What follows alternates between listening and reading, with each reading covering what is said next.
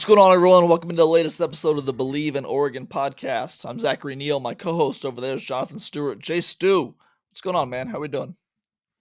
Is the weather good over there?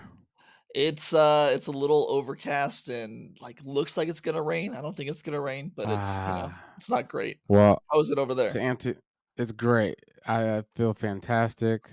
The weather's great. My daughter, um, they don't call it graduation from Oh, kindergarten, so okay. I'm just gonna call it level. She leveled up today to first Leveled grade, up. Congratulations to so you. That's awesome. big year for her. Yeah, big So first grader. super proud of her, and the teacher actually gave each kid a word that basically describes, their gift, right? And my daughter's is friendly. Friendly. Yeah, which is very much so like her cuz she uh she gives her all to, those that are around her, and she's just like her mom in that way. So That's great. I'm glad that I have a friendly kid, and she's That's a very good word. nice, and just wants to, keep things light. That's awesome. How was the holiday weekend for you? It was busy. Okay.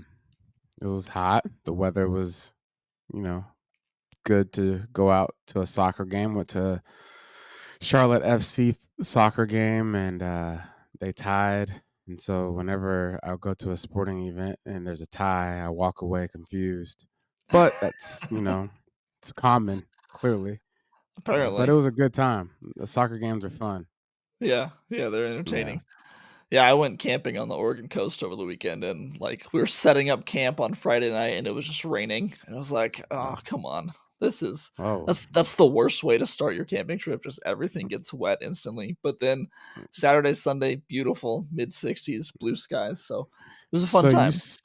you slept like legit camping in a tent? In a tent, yeah, oh, yeah, tent camping. Nice. I love camping. Man, you are outdoorsman, huh? You not a camper? You don't like camping? I haven't gone camping since I was little. Really? Uh, my dad was in the military, so Uh-huh. we went camping with him here and there. And I used to have a tent that, in the summertime, I'd sleep outside in a tent for, the summer. Just for Like, fun. oh, Yeah. a bunch of my friends are staying the night. We're going to sleep in a tent Mm, outside, keep the house quiet.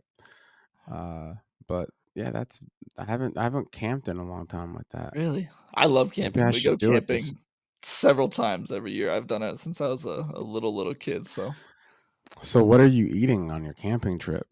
I mean, you it's normal food. You prepare stuff, and we were camping with a family that had actually a couple families that had RVs too, so they've got the full kitchen, but, we tent camp and, you're making your coffee over a stove in the morning.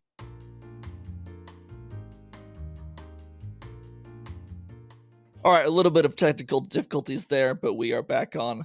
I will take this moment to steer us away from the conversation about camping, which I know that everyone tuned in to hear about that and not Oregon football.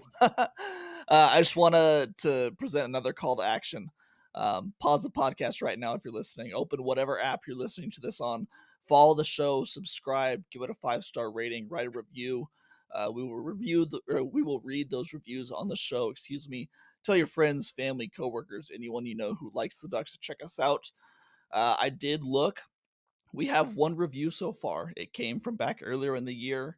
It is titled "Good Show, but dot dot dot," and it goes on to say that they love the show, they love the information. They don't think I have a voice for podcasting, and they think that you say too much. So it's always good to Mm, get reviews that you know make fun of something or put down that's good. something that you have no control over, like the voice or like those verbal crutches that we talked about a few weeks ago. Yeah, you're basically. I mean, first of all, appreciate the comments because we are getting better at this every time we do it. Trying But you're to. absolutely right. I say and all those types of things too much, and hopefully by the time the season starts, it's over with. And hopefully I'm Absolutely, yeah. polished, and hopefully I'm ready to go into game form. Yep. But so keep leaving those reviews. I mean, if there's stuff you like about the show you want us to do more of, let us know. If there's stuff that you don't like about the show that you want us to change, let us know and we'll try and work on that too. But I'll say it again, as far as I know, we're the only Oregon Ducks podcast with a member of the Oregon Hall of Fame and a former NFL Pro Bowler next to, a journalist with boots on the ground in Eugene. So help us spread the word. We would really appreciate it going forward. Before we go any further in the show, Jay Stu, it wouldn't feel right if we didn't first pay our respects. The legendary Bill Walton passed away over the weekend. It was announced on Monday. He was 71 years old and had been battling cancer for a long time, it sounds like. He was a legend of a college basketball player, a legend of an NBA player with, 2 championships at UCLA, 2 championships in the NBA. He was probably one of the most magnanimous humans in the world, just as a college basketball and NBA broadcaster. You told me that you saw him in person once. Yeah, man. So 2016, the year after we went, or no, the year. It's weird saying this, but you know, the the Super Bowl year for the Carolina Panthers, Uh-huh. because it's the 2015 season, but we played the Super Bowl in 2016. That year, me and my wife, we went to the Golden State Warriors game in the Bay, and that was the game seven. Yeah, that was the game seven that the Cavaliers finally won um, uh, a championship. So You were at that game seven. Sorry, I I was know at this that is game. off topic, but man, Yeah, that's an very off awesome topic, but I sporting was there. event to be at. It was amazing, man. The environment, the fans, the Cleveland fans were in there, like deep. The people that were sitting in front of us, it was a father and a daughter, like a daughter, an older daughter. So like clearly she's been a fan of the Cavaliers for some time because of her father. It was like one of those moments, and when they won, he's you know in front of us crying, and just like a grown man crying is just something special, right? Especially when it comes to his fanship and his support for his team. So I couldn't really be mad because I was actually pulling for the Warriors, big Yeah. Steph Curry fan. But seeing him like just be so happy, and his daughter sharing that moment, it was a moment for me to just say, hey, look, I'm a sports fan, I get it, my Sports is team didn't beautiful. win, but this is very beautiful. Mhm. And it was really, really cool to be able to share that moment with the people in front of us, because they turned around, they hugged us. I'm wearing a Warriors jersey, but here I am hugging, Cavaliers fan after they just beat us. But I say Back to the us like, topic at hand. yeah, Bill but Walton. back at the Bill Walton, man. Sorry for that tangent. Yeah, I go on tangents all the time. No, I started it, so But Bill Walton, me and my wife are walking to the arena, and of course, you took the subway, and getting off the subway, I see this tall, like larger than life person getting off the train, and it's Bill Walton from afar. And I'm like, wow, like that's him. He's just walking to a basketball game just like everybody else in the public. Uh, and I just thought that was very unique because I mean he's a person that could obviously show up first class to an establishment to watch a team play um, anywhere he wants to go, right? He's that type of guy and that type of man that's put his stamp on the game of basketball and just sports in general. I feel like if he wanted to show up to a soccer game like I did this Saturday, he would get first class treatment. But to see him walking amongst the people for Game 7 says a lot about who he is, just in that scenario.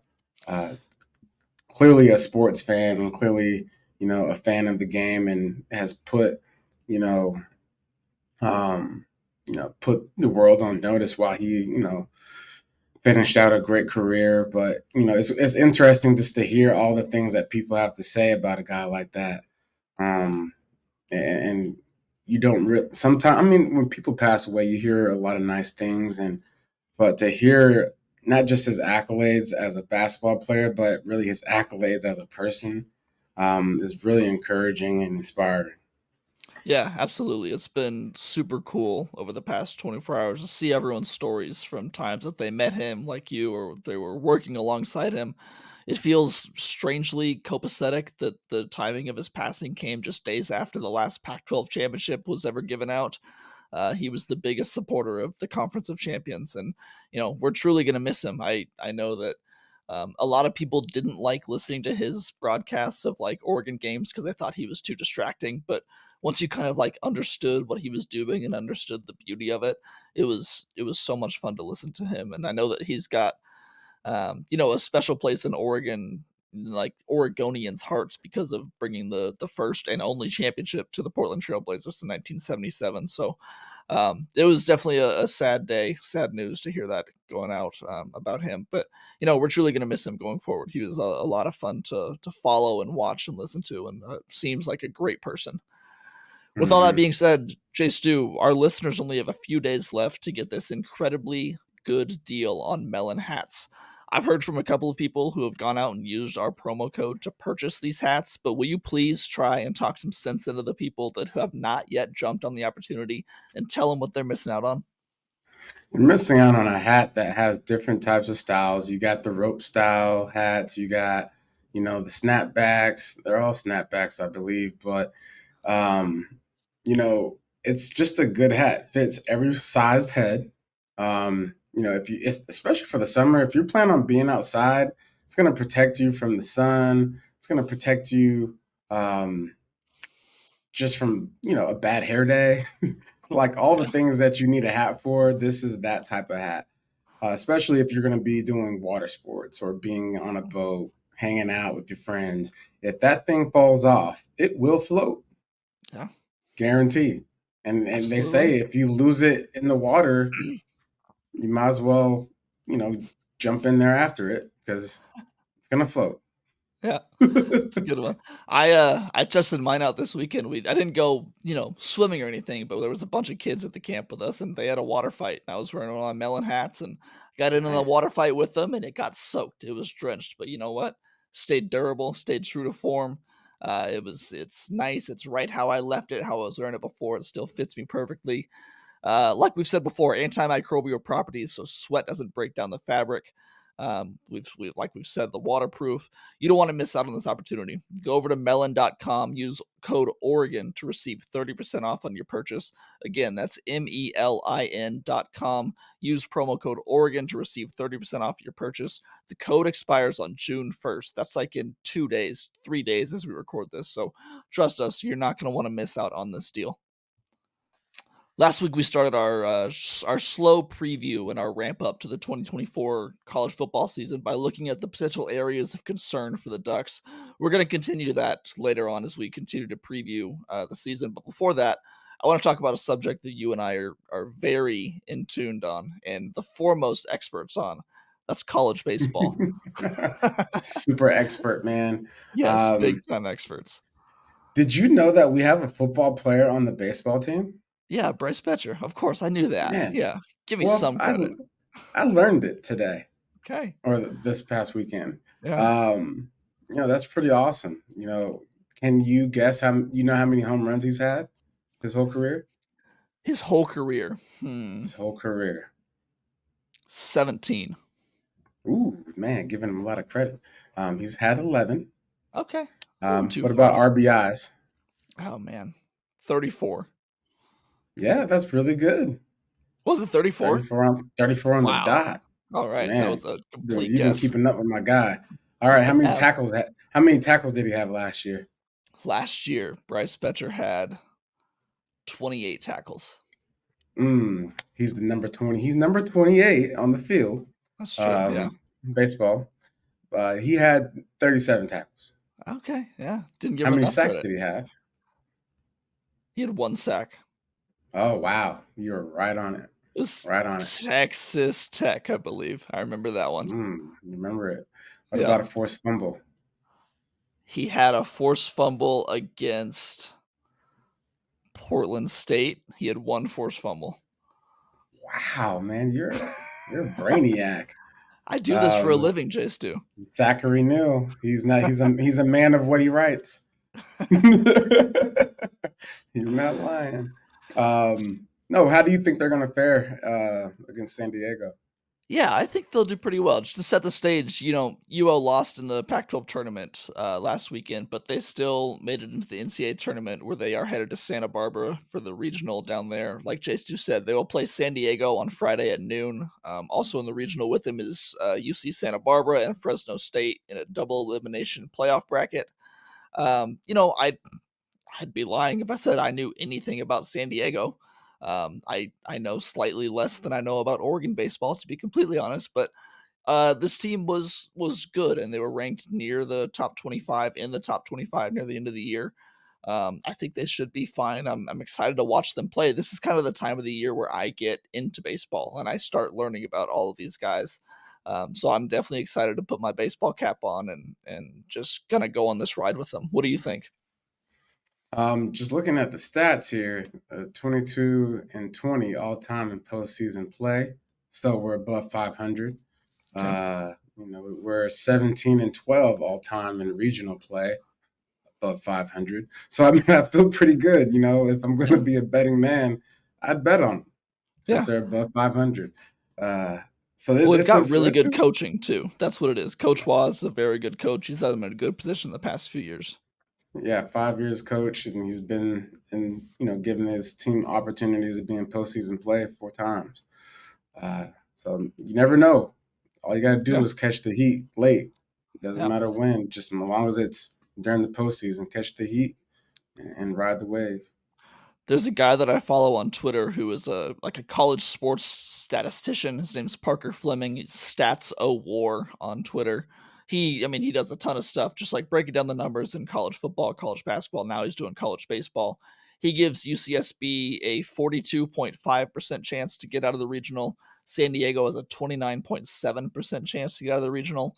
Oregon at 21.6%, and Fresno State at 6.2%. So they're not favored to get out and get into a super regional, but it's not they're not in last place in the regional, not like Fresno State. So we'll see what they can do. Hmm. Again, that game is on Friday at noon against San Diego. I believe it's on ESPNU. Okay. Yeah. That'll be a good thing to tune in to Friday. I don't really Yeah. have anything going on Friday. All right, you ready to switch gears to something we know about, something we're ready to talk about? Yeah, let's do it.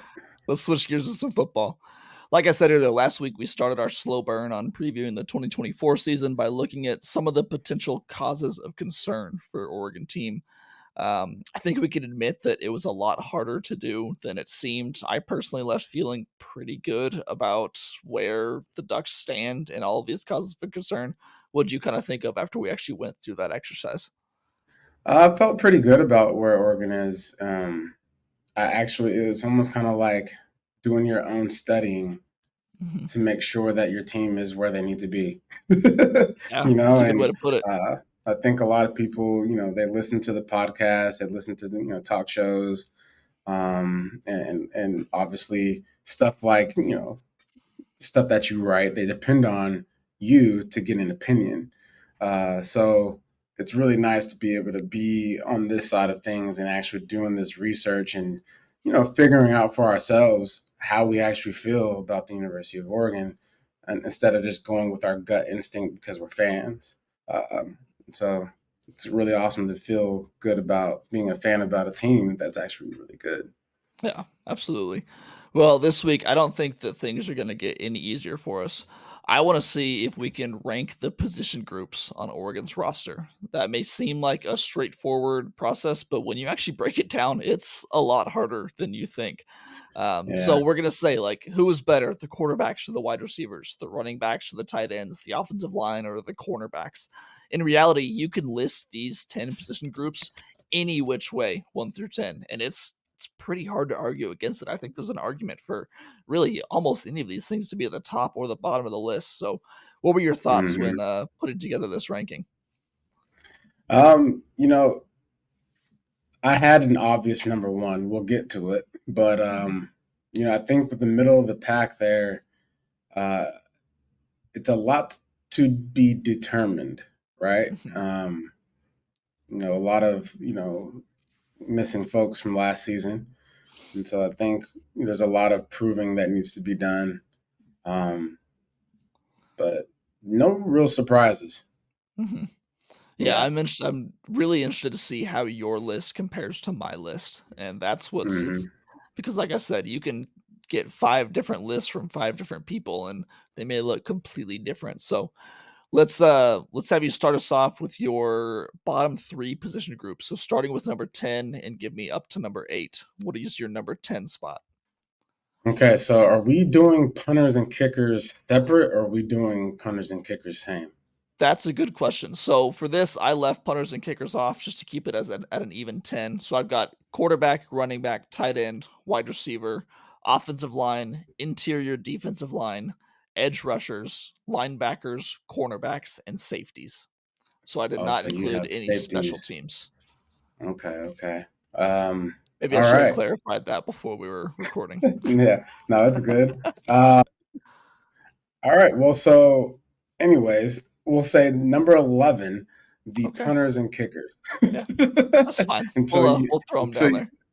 until you prove otherwise. Um, but other than that, I'll have to go safety. Okay. Um, you know, say I have safety. You said 10, 8, 10, 9, and 8. Yep, correct. I went safety, DB, and tight end. So Now when in quarterback, the, say what? Yeah, safety, DB. cornerback, and tight end. Okay. Yeah, yeah, yeah.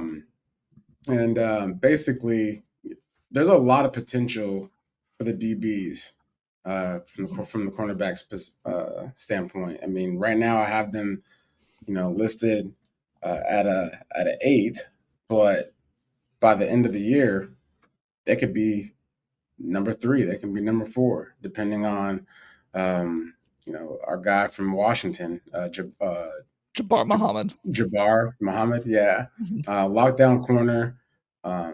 It's going to be interesting to see how he transitions and if he still has that chip and has that ability to lock down a guy. Going into the Big Ten, to have a guy like that on the roster really excites me Mhm. because if anything, if there's someone that's on the rise that we don't know about necessarily, uh, especially since we're getting to know the Big Ten and the people that are in there, uh, we have someone to fend for, and Mhm. um, as you know, big plays come, on you know the hands of those that can win the one on ones, whether you're a receiver or whether you are, the defender. And if we have, I feel like we're strong in the receiver core as far as winning one on one matchups, but to have someone at the defensive back position to win those one on ones is huge because Yeah. sometimes you're going to have to be on the island, which opens up the rest of the defense. Yeah, I would agree. My 10 was safety. I had linebackers at number 9 and then offensive line at number 8. So we agree on number 10. Let's talk about that real quick. Safety, it's not like they don't have the talent there. You lose someone like Evan Williams, who was a very solid, experienced player last year. Bring in Kobe Savage, who seems by all means to look very good and very strong at the position too. He's a little bit different player than Evan Williams was, a little bit more physical. We didn't Mm-hmm. get a chance to see Brandon Johnson, the transfer from Duke, yet. We also didn't get to see Peyton Woodyard, obviously the incoming transfer from Alabama, obviously basically a true freshman this year. And then Tyshim Johnson returning from last year. So they're solid. It's not like they're lacking depth there or talent there, but I don't know that they have the high upside that we've seen yet to be higher on this list. At least they were an easy spot for number 10 for me. Yeah. As far as linebackers go at number 9, my reasoning is, so we talked about this a little bit last year with the concern, or last week with the concerns. It's just the depth. I mean, I feel very strong. If you're talking about just starting positions, this may be, near the top because you got Jeffrey Bassa and Justin Jacobs. Those are two of the best players on the team. But behind that, you just don't really know what you have in Devin Jackson and Jerry Mixon, Bryce Betcher, like we talked about earlier. So that's why they're a little bit lower on the list for me. And then number 8, offensive line. We also had that conversation last week. When you lose Jackson Powers Johnson, the best center in the nation, yeah, you feel really good about his replacement in Poncho Lalulu, but you got to see it first, like you were saying with some of the cornerbacks and safeties. You just got to see it before you feel completely solid about this team. Yeah, I hear you. We are way off on that offensive Okay, line unit. I can tell I'm you that. excited to see where you have them. All right, give me 7 through 5. Okay, 7 through 5, I have linebacker for the exact same reasons that you had linebacker late there. Just the depth and just not really sure where things will actually land as the season gets going, and hopefully those guys stay in. Out of injury problems, but I think it's hard. It's hard. It's a long season. Guys are going to get banged up, and you got to have depth. So I don't really know what that depth looks like at the point. And then I have defensive end, and then I have Wow, defensive line. you have defensive Um, end at 6, really? yeah, Okay, defensive end at 6. yeah, our lists Um, look very different. yeah, and I like Birch, and that's about it at the moment. Um, as far as a guy that is on a national level of you know offensive line being feared to block someone, that's the only guy I see. Okay. Um, What and about the so 3 true freshmen from last year? Though I mean, Mateo, your guy. we're going into the Big Ten, Okay, right? And so they got some proving to do. This to okay, me is all about you know, yeah, last year is last year. It's over. yeah, What are we about to go do? Next year in the Big Ten. You're going to be playing against bigger, more physical, stout offensive linemen. That trench is going to be way different than what we played, the last several years. interesting. So my take on that is, you got to prove it. Because I just think that there's other position groups that are set up to go and succeed immediately in the Big Ten. Okay, before you give me your, reasoning for interior defensive line, my 7 I'll just get these out of the way. My 7 was tight end, they were your 8. We talked about them a Hmm. little bit. They've got a great starter. I mean, Terrence Ferguson may be one of the best tight ends in the nation this year.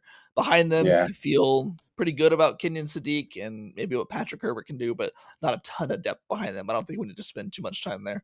My 6 was interior defensive line. That was your 5. Tell me why you like them. Just the transfers that we got, right? I mean, some dogs. It seems Yeah. like that we got some dogs and some guys that are familiar with the Big Ten and familiar with, getting active in the trenches. And I like to think that we got some veteran leadership and just a presence there to really take over a game when need, especially when you're trying to stop the run and make it one dimensional, and then you unleash Birch to get after quarterback. Mhm. That's a land that I love to live in. Okay. My number 5 was the running backs. So I think that they're one of those 2 where I really struggled with where to put them because we've talked before. I mean, Jordan James, again, could be one of the best backs in the nation this year. And Yeah. we feel really good about Jay Harris. We feel good about Noah Whittington if he's healthy. Those are still 2 guys where I need to see it. I need to see Jay Harris not in a spring game. And I believe that he can be just as good in a regular game, but I want to see it a little bit more. Who was your number 4 and number 3? My number 4 is offensive line. Okay.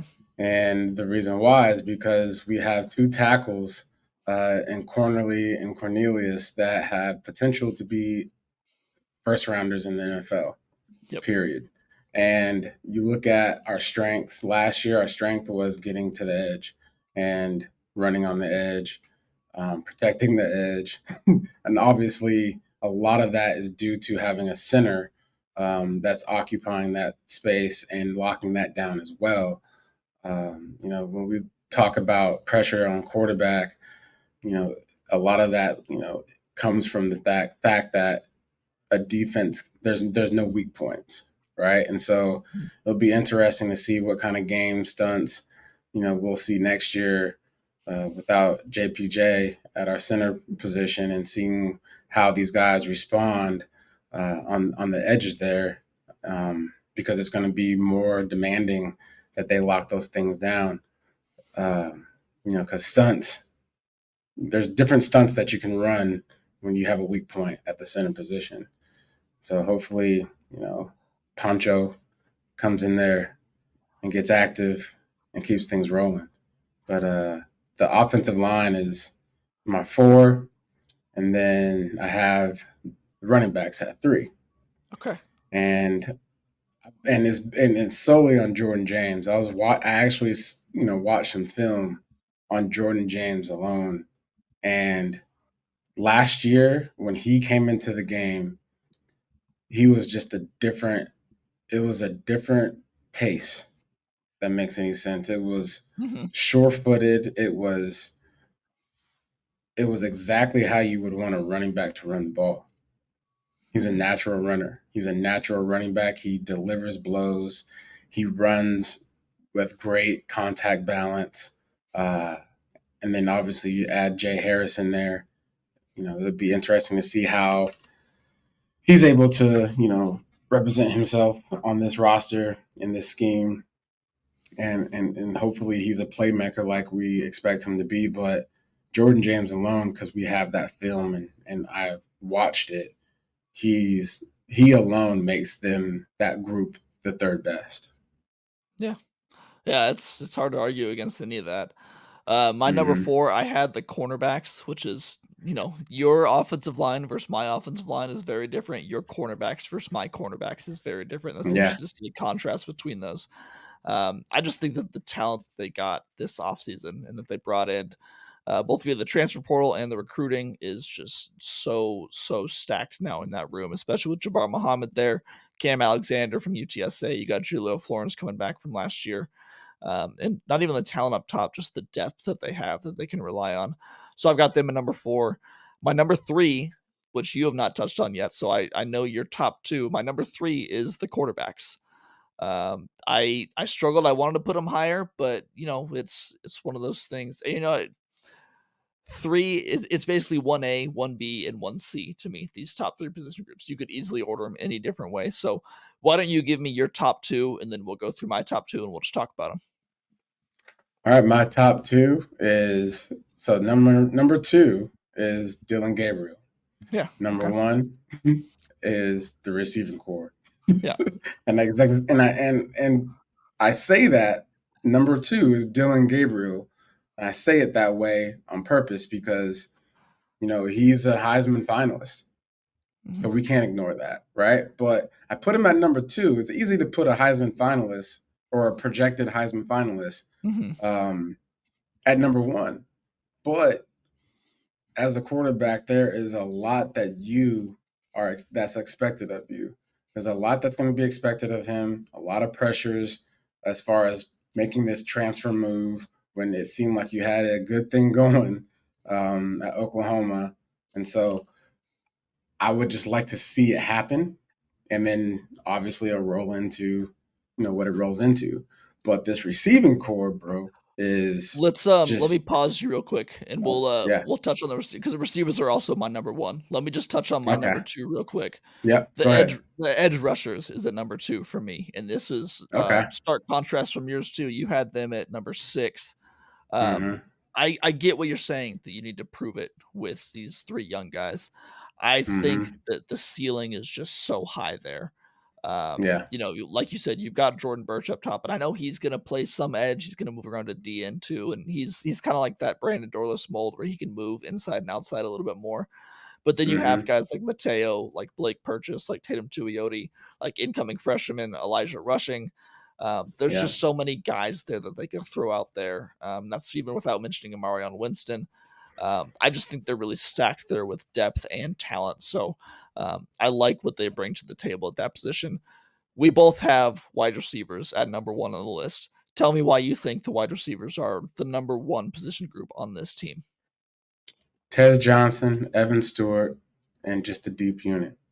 Um, and when you have Dylan Gabriel that can figure it out just enough. Dylan Gabriel doesn't have to be the best quarterback in the nation next year for these guys to be active. Um, you know, Tez is the guy that can catch a curl and take it to the house. It'll be interesting to see how Evan Stewart is. For us, hopefully he can be that same type of difference maker when it comes to the passing game. Um, what I hope to see is a guy like Evan Stewart come in there and hem somebody up in the running game, blocking people. So those are things that I would like to have the receiving core prove to me that they can block. From Hmm. a guy like Jordan James, because I mean, there's the scheme itself just is just fitting, for the receiving core to be operating at a high level as they have been in the past, and so it's a bit of a a easy plug and play, um, with our scheme.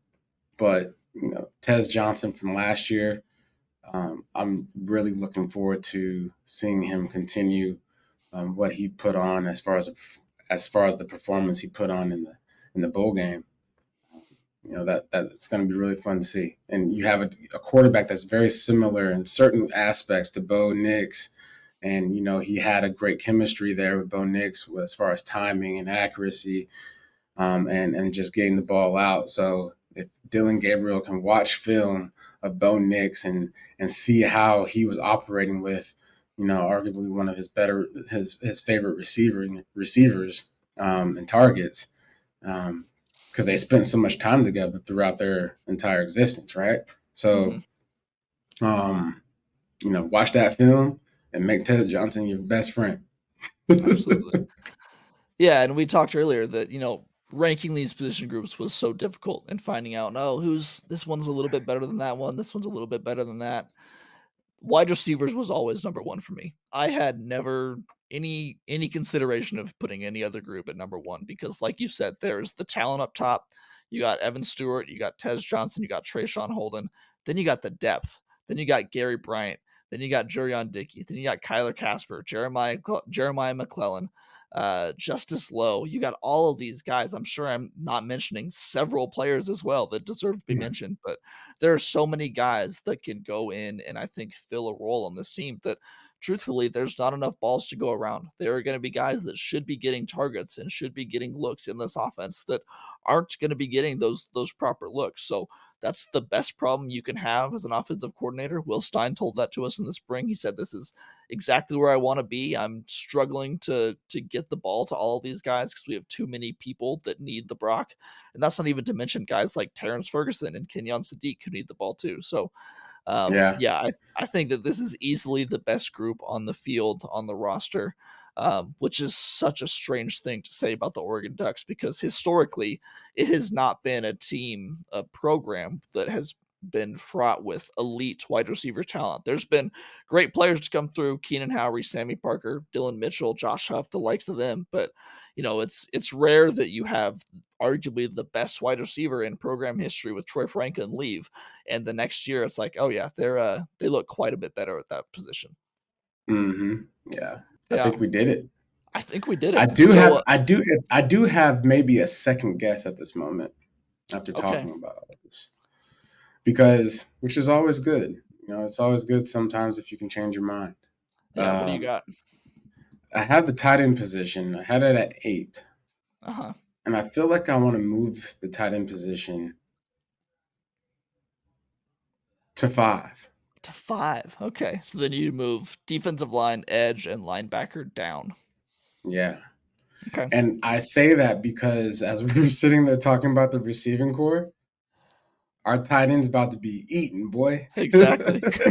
Yeah, he really Because I is. mean, if you have so much attention going out there to your X and your Z, and um, you got your tight end just Mhm. alone on the island with a Yeah, linebacker. I'll take that matchup every day. every day. Yeah, So this offense is gonna be scary. yeah, so apologize there, Ferguson, having you out there at number 8. I'm gonna put you at number 5. Sorry for the defensive line, defensive ends, and linebackers. Y'all got to prove it. It's all right. They'll understand. This will just be Yeah. bulletin board material for them. They're gonna be like, "Oh, he Yeah. moved us down. Okay, we got to play harder now."